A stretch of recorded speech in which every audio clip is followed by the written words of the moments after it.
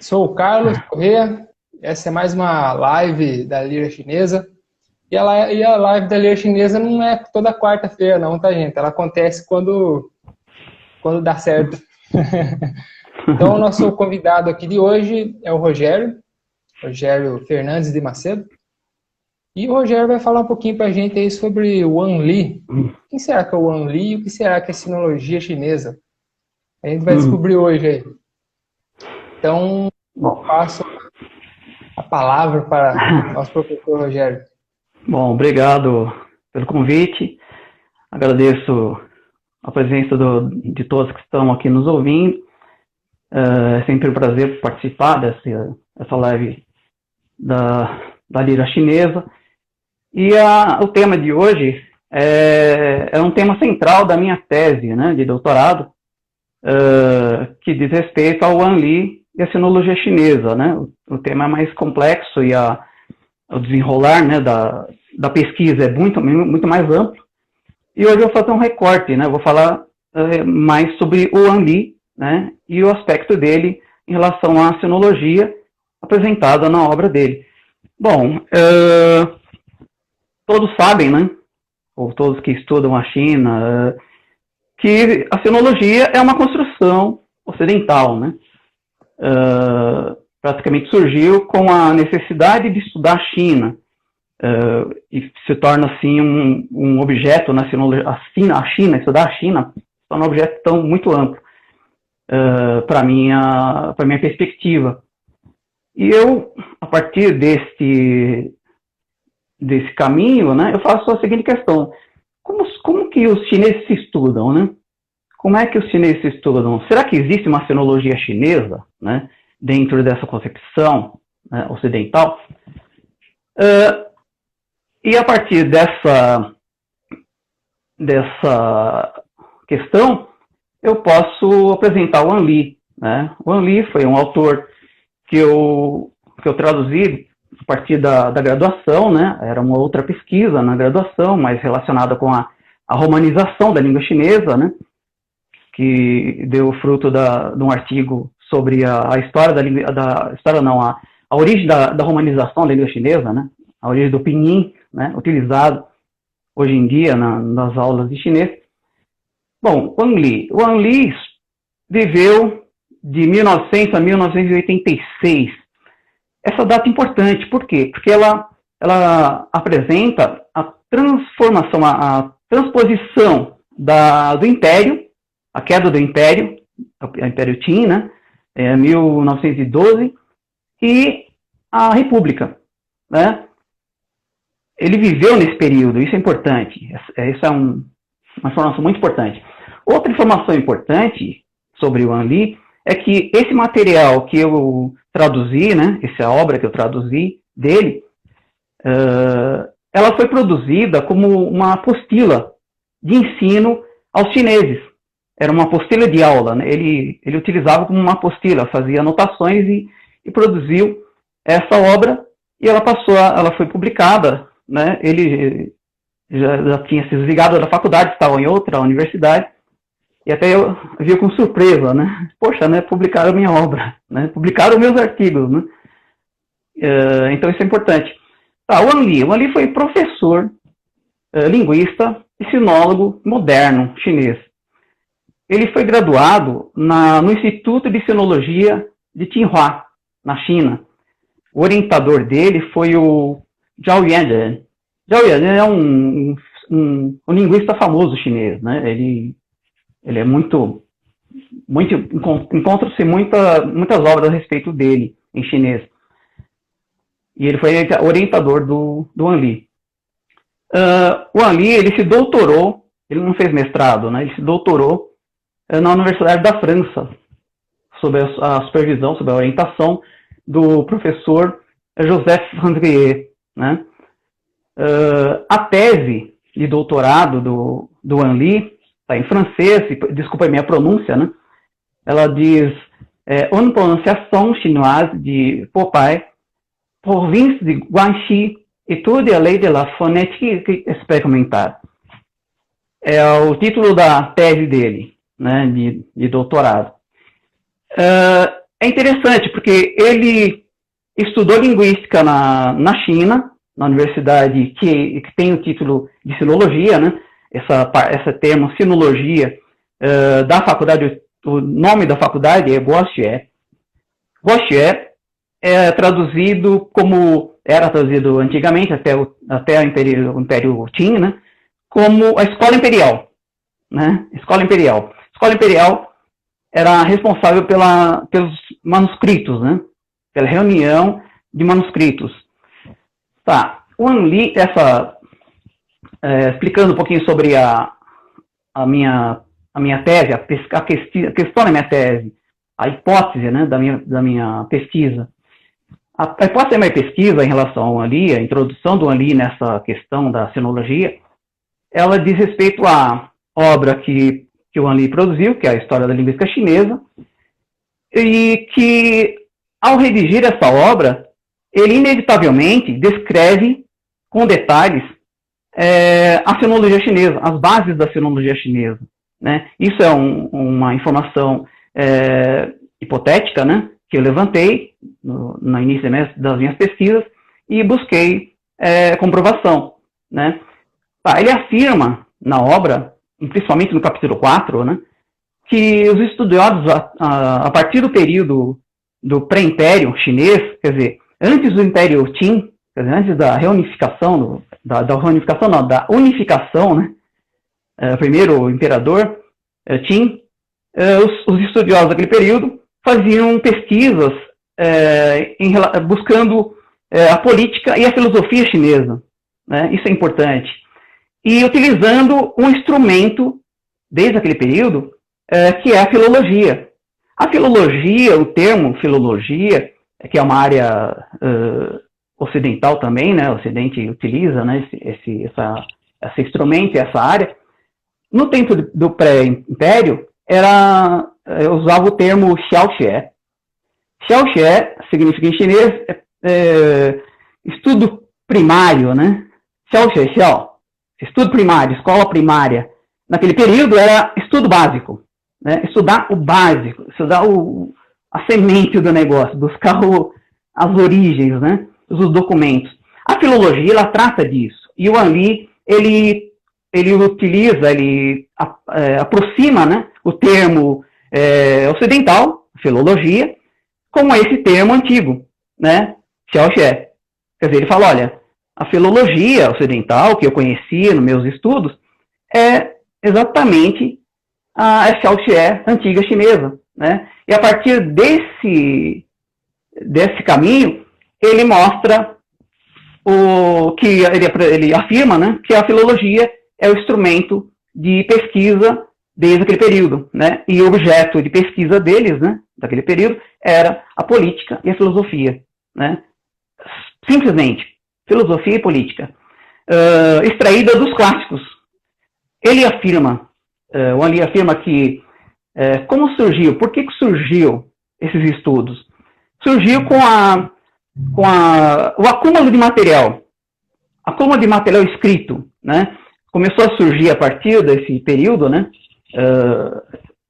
Período dos povos combatentes, o primavera e outono, né? Até o pré-império, né?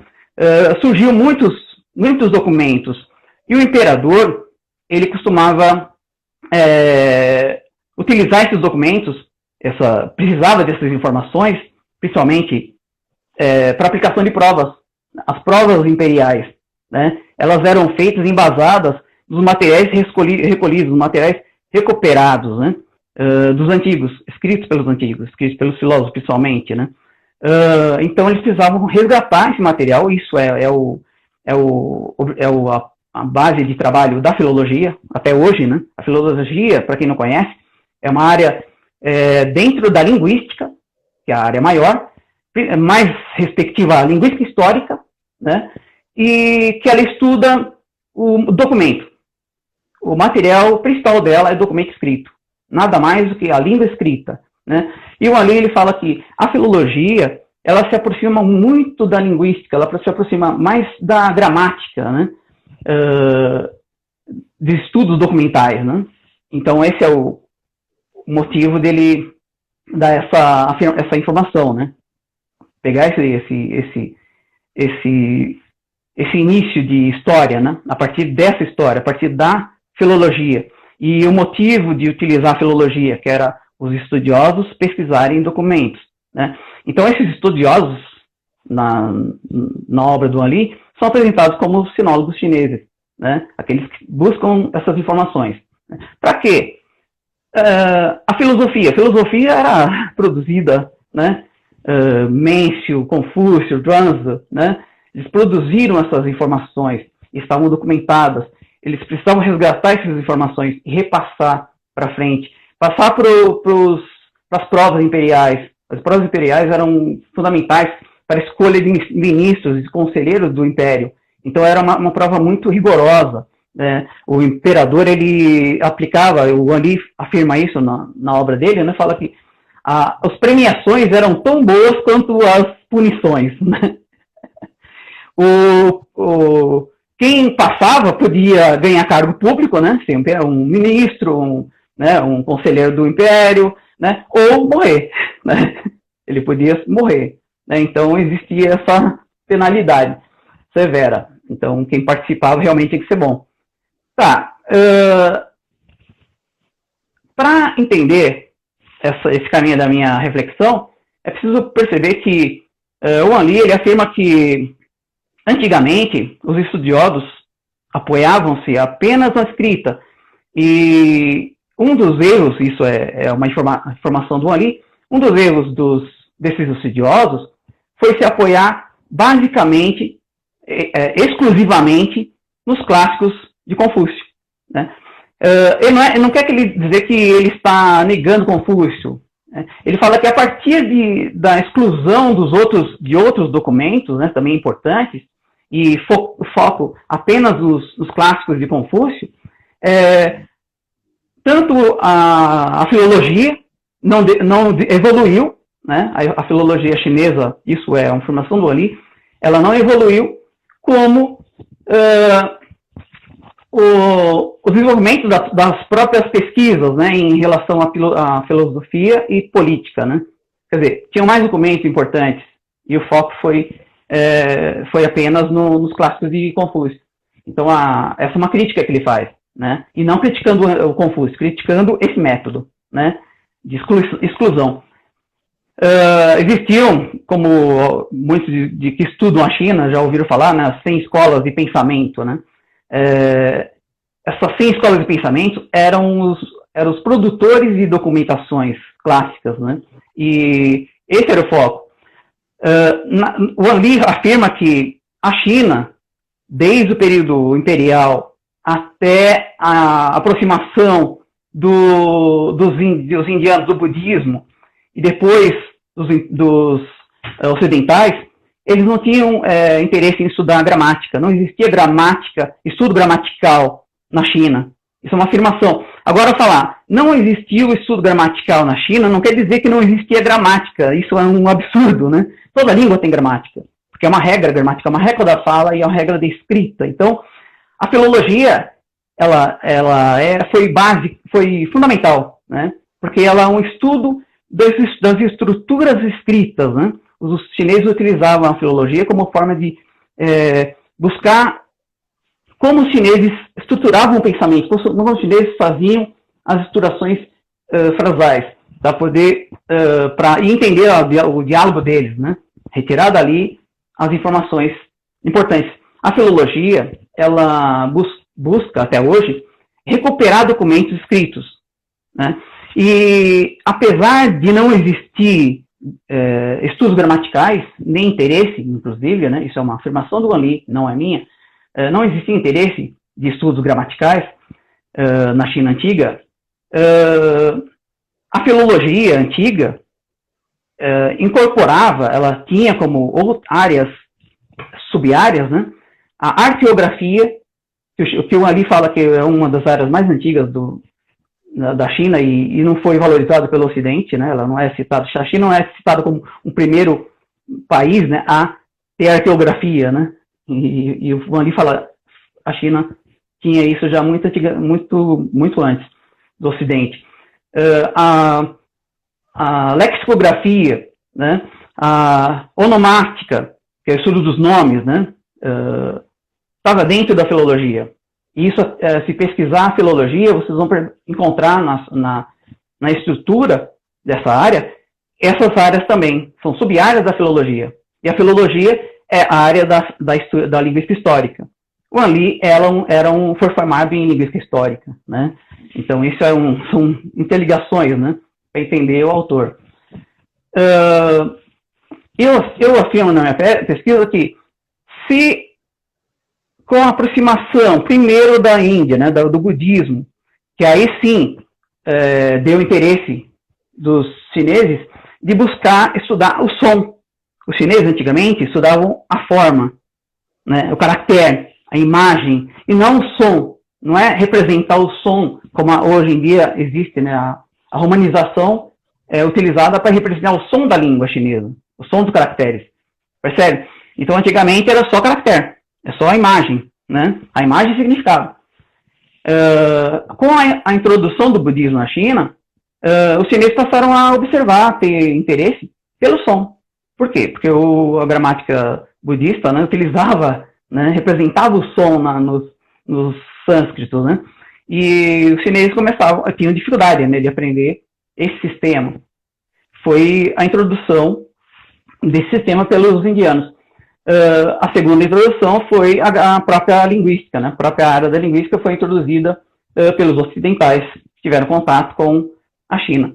Então, a partir dessa aproximação dos ocidentais, dos indianos e dos ocidentais, eu levanto a seguinte questão, né?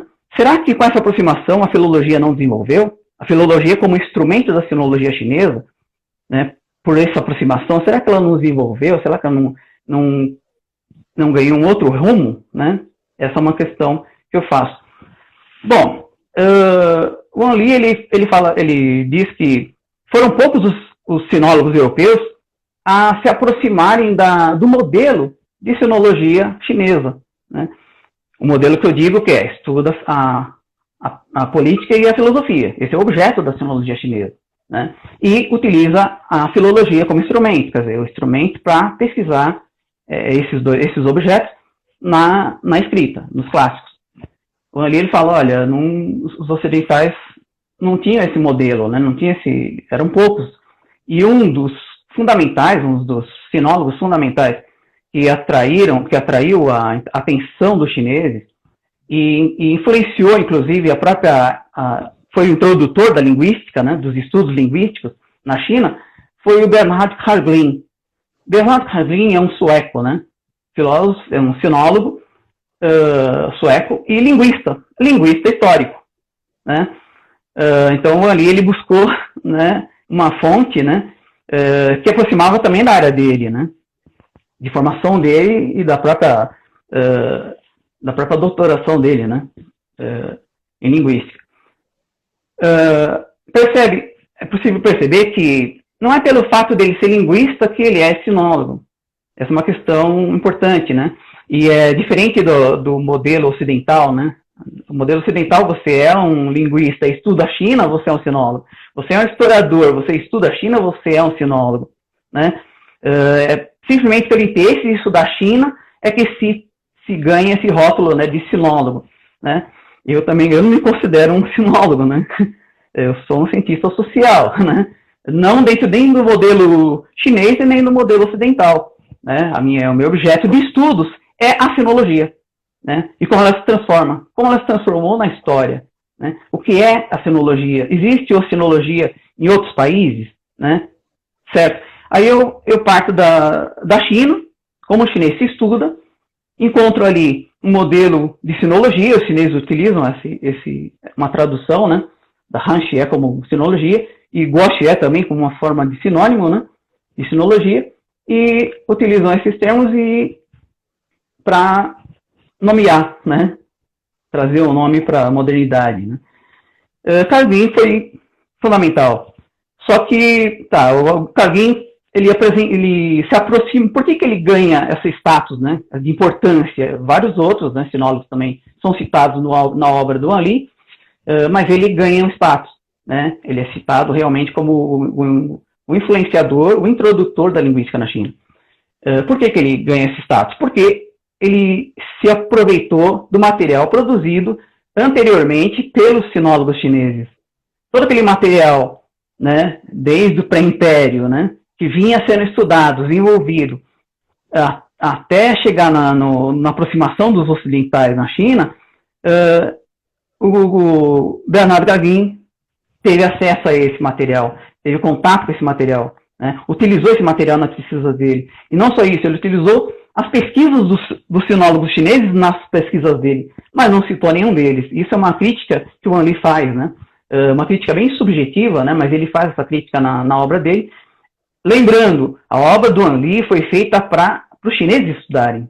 Foi feita em chinês, não existe tradução. A minha é a primeira, né, tradução, e está no português, ainda não foi publicado, mas não existe tradução, tá?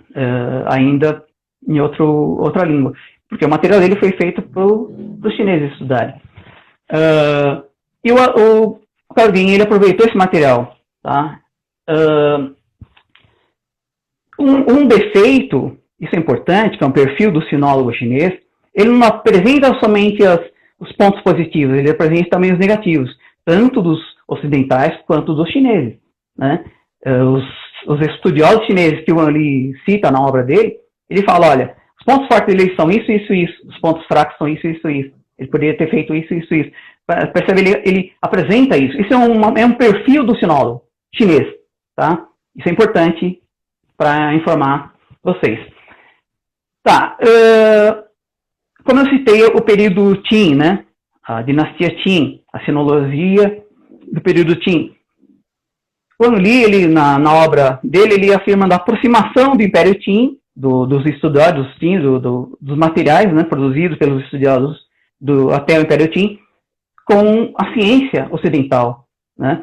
O que o Wan Li fala é que os ocidentais, de certa forma, né, indireta ou diretamente, se aproveitaram da ciência que havia no documento, né, que foi produzido pelos sinólogos anteriormente a eles, né, sinólogos chineses. O período Qin, de acordo com Ali, é considerado como o período de ouro tanto da filologia quanto da sinologia chinesa. Por quê? Porque no período Qin foi onde foi descoberto, né, as carapaças de tartaruga, as escritas das carapaças de tartaruga. Né? Anterior a eles, as carapaças foram descobertas em 1899. 1899 foi descoberta as carapaças, a escrita. Anteriormente, os chineses faziam o estudo dos caracteres antigos pelo bronze, pelo material de bronze. Né? E com com a descoberta das carapaças, eles puderam comparar, confirmar e também negar muitos argumentos, né, feitos anteriormente pelos pesquisadores chineses. Percebe? Isso é importante, isso é fundamental na filologia chinesa e na sinologia chinesa. Nesse período, Império Qin, também em 1898, surgiu a primeira gramática chinesa, gramática elaborada pelos chineses. A gramática de Ma, né? Ma Dianzhong. Ma Dianzhong foi um estudioso chinês. Ele fez contato com os jesuítas, né? Ele estudou fora, né, da China, fez contato, ele sabia latim, e ele também era filólogo chinês. Então ele utilizou a experiência dele, né, de filologia e produziu esse material, só que esse material não foi aceito pelos chineses. Primeiro, porque afirmavam que ele havia copiado, né, de um material do americano, né, de um material em inglês. A gramática do latim, aproximando a gramática do latim, e o material copiado do material em inglês, do Grandelet. O Wan Li fala, tá, mas é o primeiro material, né? Nós podemos negar, nós não podemos jogar fora, é raro, né? É uma fonte rara, é preciso verificar com mais calma, com mais cuidado nesse material e perceber como foi o caminho de elaboração desse material. E outra informação do Wan Li é que se esse material é cópia, por que é tão diferente? Né? Essa é uma afirmação do Wan Li. Né? Tá, se é cópia, por que é diferente? tá? Esse também é um dos perfis do sinólogo chinês, né? Ele não abandona material, ele pega e tenta perceber o que está errado ali, reconstrói, por isso que é filologia. Filologia reconstrói o material, reedita e produz texto. Aí, a partir do texto produzido, é que vai ser pesquisado, que vai ser fonte, né, de estudo para outras áreas, né? Não somente para o linguista, né, mas para o historiador, para o cientista social, e assim vai. O material produzido pelo filósofo é que é reaproveitado, tá? Pode ser um material totalmente disforme, né? Os caracteres destruídos, né? O arqueógrafo, ele vai reconstruir aquilo ali, né? E tornar aquele texto viável, pronto para poder ser pesquisado, tá? Então, um texto antigo não pode... é estranho a gente pensar, poxa, né, se pegar um texto encontrado numa tumba, né? Você pega ele novo, em folha, e pesquisa, não. Um texto muito recente, é engraçado, mas um texto muito recente, inclusive o próprio Eduardo, nosso colega, citou essa autora, né? A Shemla. Ela trabalhou com o texto da matemática, né? No livro, nesse material que ela fala, né, sobre a matemática, que é um clássico da matemática, né? Ela cita a história feita pelos filólogos chineses para reprodução dele, para tornar aquilo um texto, uma fonte segura para ler, para pesquisa. Ela fala detalhadamente como é o processo, como foi o processo desse estudo. Tá, é uma fonte recente, né? Bom, vamos continuar.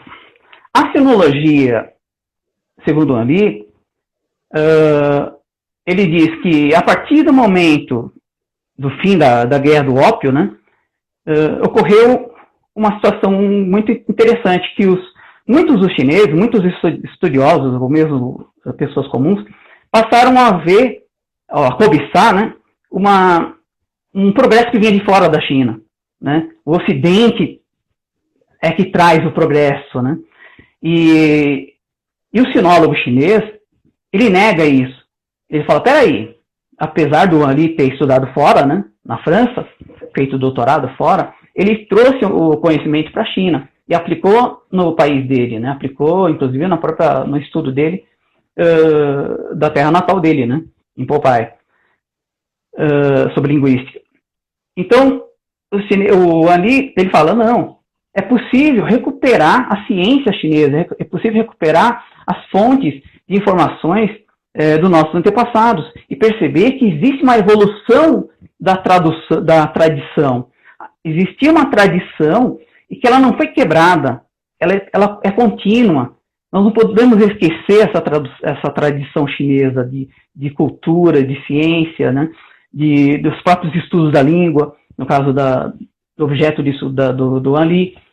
Então, ele começa, os sinólogos, um perfil do sinólogo chinês é isso, é afirmar a cultura chinesa, né? Negar que existe uma fonte externa, né, melhor do que a deles.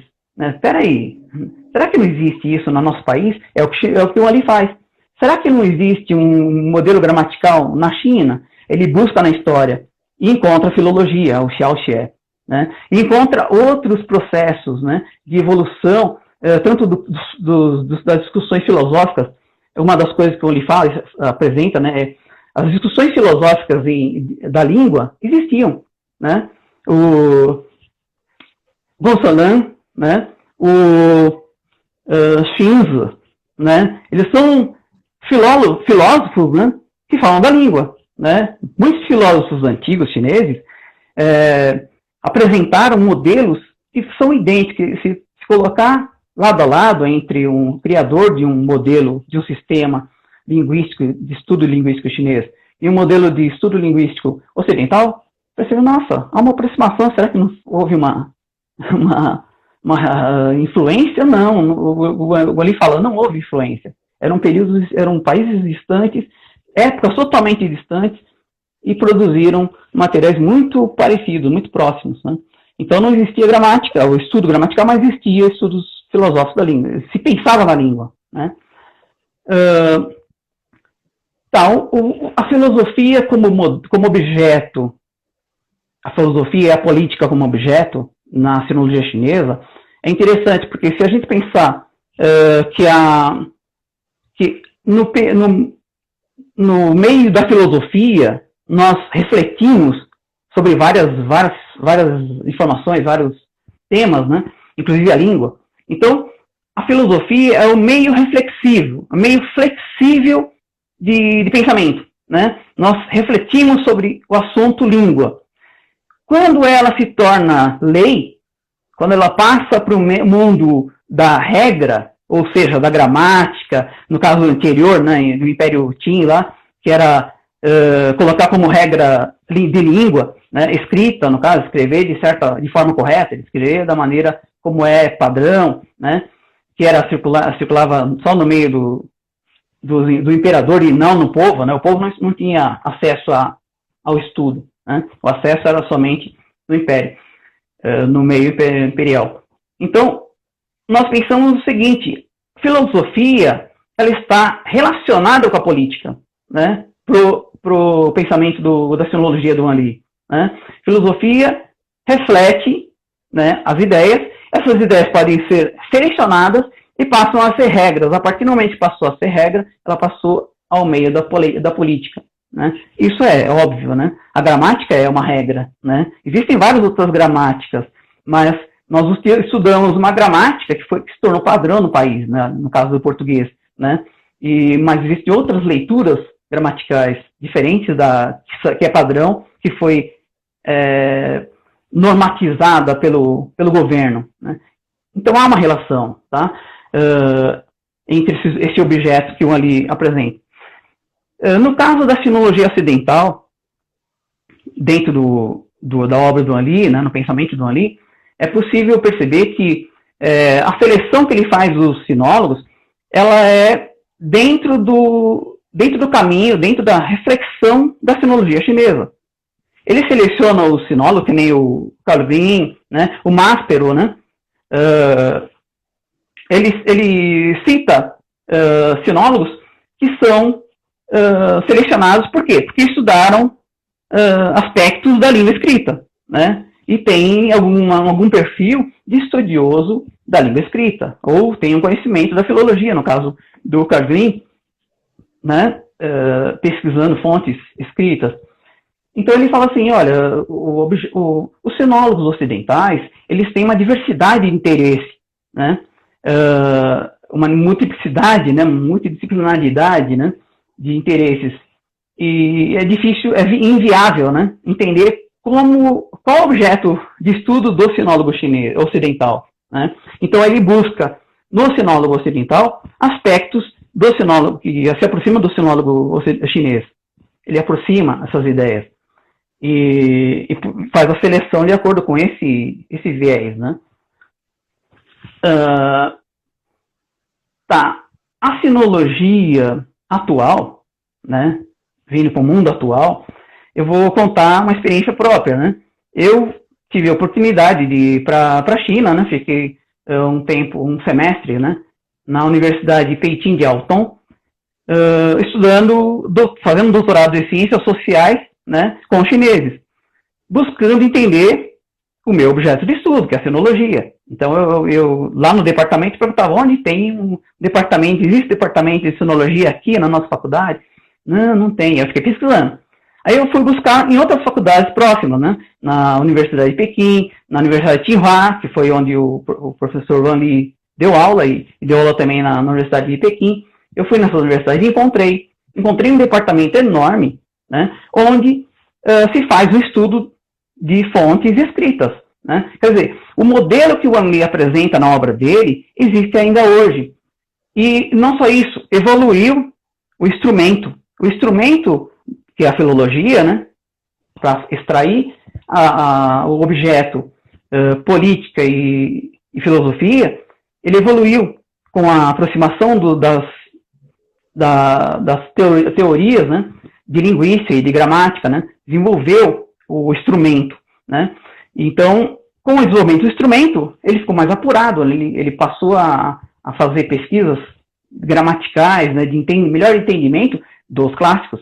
E não só isso, o Anli, ele também afirma na obra dele, o desejo dele, né, isso antes dele morrer, ele já faz um desejo, né, de que se os estudiosos, os alunos estudiosos de linguistas que são as gerações posteriores a ele, né, pudessem dar continuidade aos estudos, e não só isso, pesquisar outros clássicos.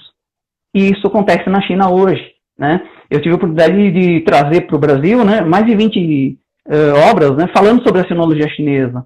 E não só isso, eu participei de um congresso por convite de um professor Kundali. O professor Kundali, ele é da 77ª geração do Confúcio, né? Ele é membro da família do Confúcio. O nome Kun, né? Sobrenome Kun é de Confúcio. E eu tive o prazer de ter aula com ele, fazer aula com ele, e ser convidado, participei do congresso, não como participante, mas como ouvinte, e pude entender sobre a sinologia atual. Foi várias questões que eu fiz para ele, né? Como é a sinologia hoje, né?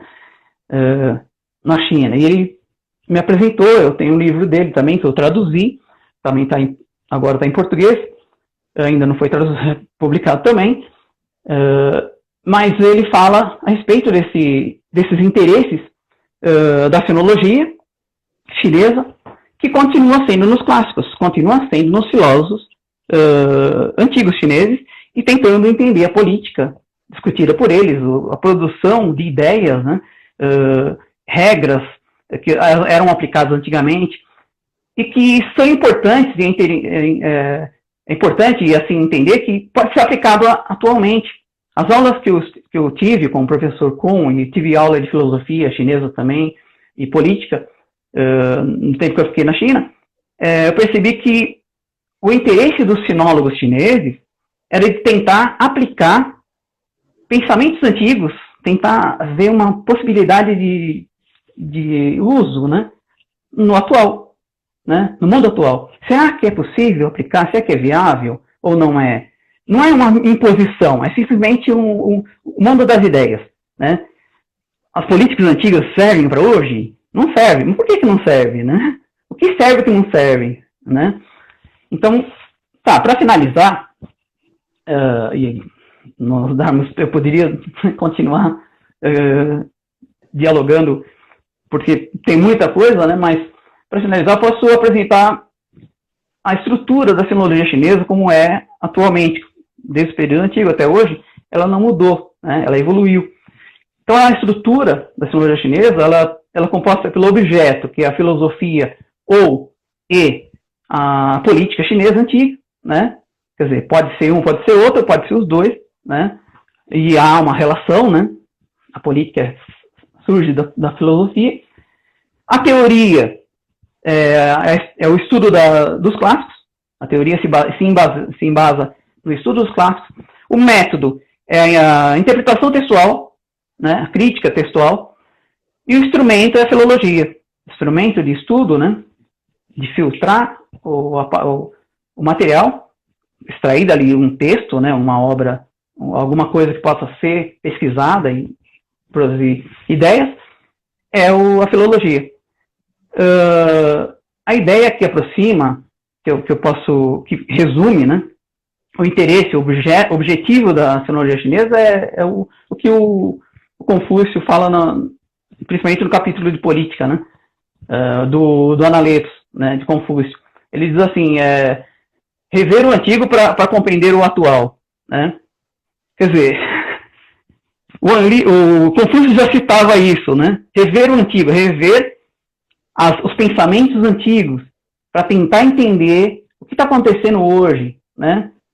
Existe uma raiz ali, eu não posso cortar essa raiz. Esse é um pensamento fundamental da sinologia chinesa, né? E eu utilizo esse exemplo, né, que não é do Anli, mas eu vi uma relação, né, com essa ideia, e percebi essa ideia também no contato que eu tive na China atual, né?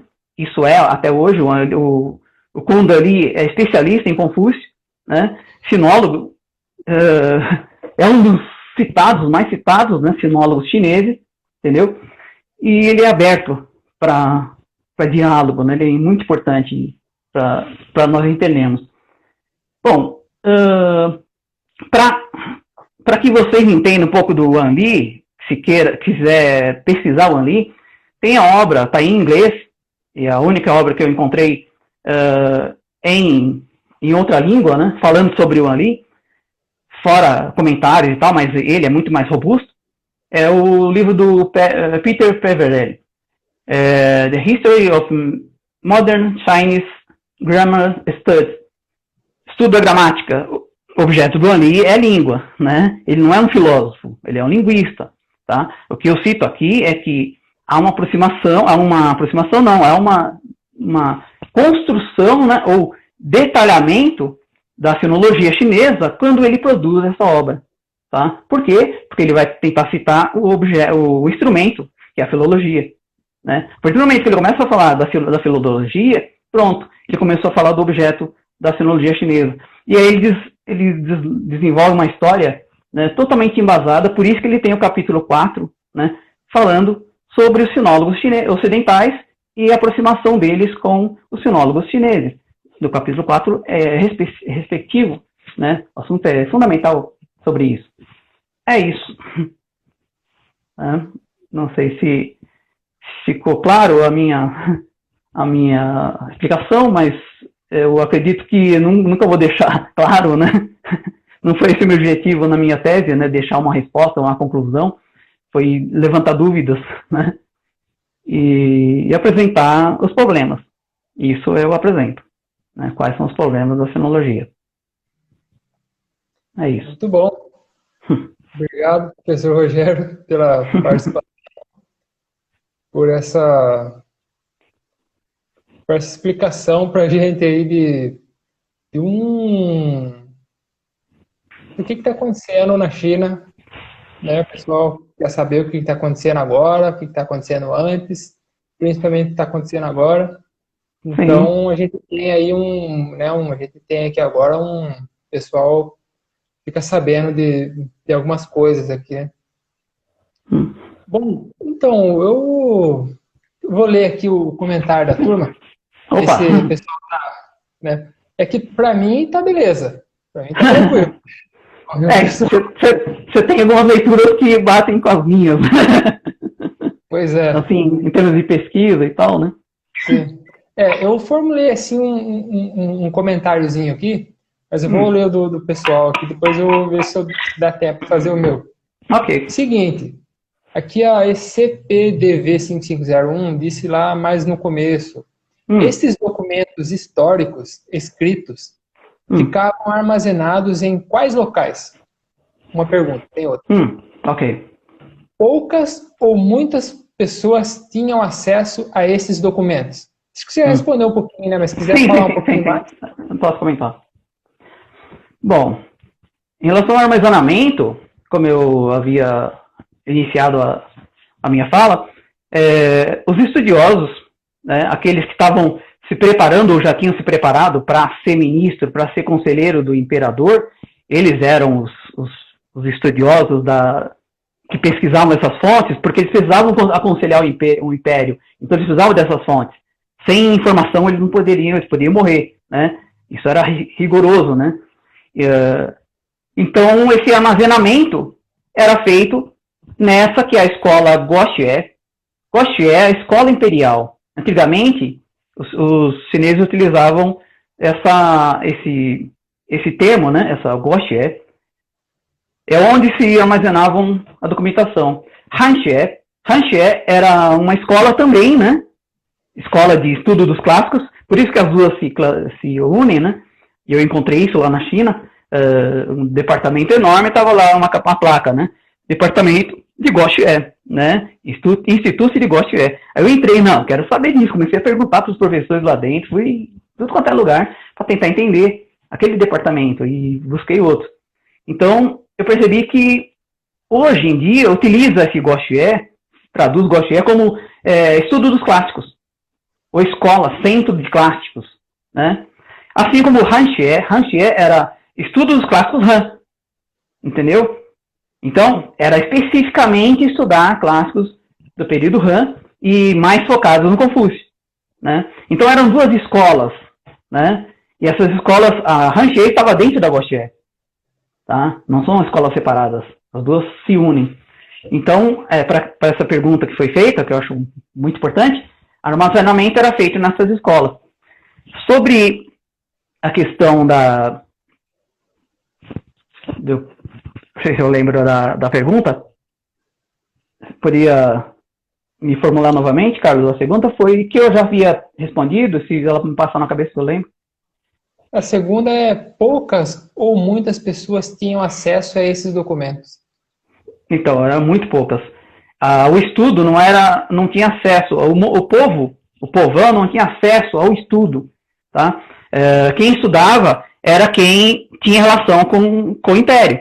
Então, era filho de ministro, né? Era filho de não sei quem, tinha uma relação imperial. Sem essa relação, era quase que impossível, né? A menos que havia uma certa proximidade com conhecimento, né? Essa pessoa é muito inteligente, né? Ele levantou questões que nós não conseguimos, né, resolver. Vamos fazer uma prova para ele, né? Vamos ver até onde ele chega, né? Então, era muito restrito isso, tá? Então, realmente, era limitado a aproximação desse material para pessoas, né, do povo. Ficava restrito ao Império. Ok? Entendido. Bom, a gente está com 52 minutos e eu vou ler mais alguns aqui. Aqui Sim. O Tian Taiji diz: Professor Rogério, forte abraço. Obrigado. Aqui a gente tem... Bom, aí tá... O pessoal tá tranquilo agora. Eu queria só fazer uma perguntinha, duas, né? Vou fazer uma só rapidinha assim. Sim. Koshue, tem site? Koshue tem.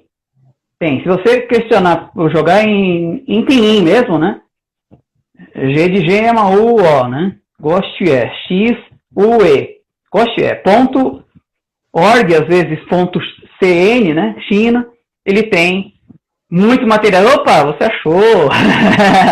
É isso aí. Então, aí tem muito material, inclusive tem um ali. Inclusive, se você jogar aí o nome, é isso aí. Koshue. Se você jogar o nome do Guan Li aí, você vai encontrar ele como um dos representantes da sinologia chinesa, né? E o termo sinologia eu questiono, né? E eu já havia... Olha ele aí, ó. Esse é o Guan Li, né? Então, percebe que há uma relação muito grande, né? E Guoxie e Han Xie, se você pesquisar Han Xie dentro do Guoxie, você vai achar também essa relação, tá? Como sinologia. Tá? Legal. Bom, a gente poderia falar muita coisa, né? Amanheci o dia falando só sobre o site, por exemplo, né? Sim.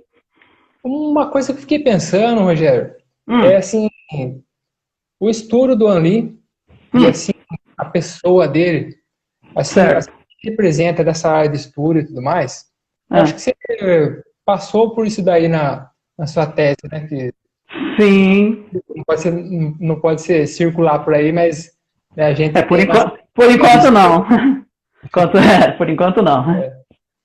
Assim, o que você percebe, assim, por exemplo, ele fala assim do que foi feito ali na dinastia Han, né? Nos primeiros anos ali, antes da Era Comum e depois na Era Comum. Dali, ele fala assim, aquilo ali, mais ou menos, foi retomado de um jeito mais, assim, mais intenso lá na dinastia Qin, que é aqui a última, aqui, né? Assim, no geral, assim, que eu percebo, por exemplo, é assim, que a China está fazendo hoje, esse discurso, pelo menos, né, de que vamos construir aqui o socialismo chinês. Sim.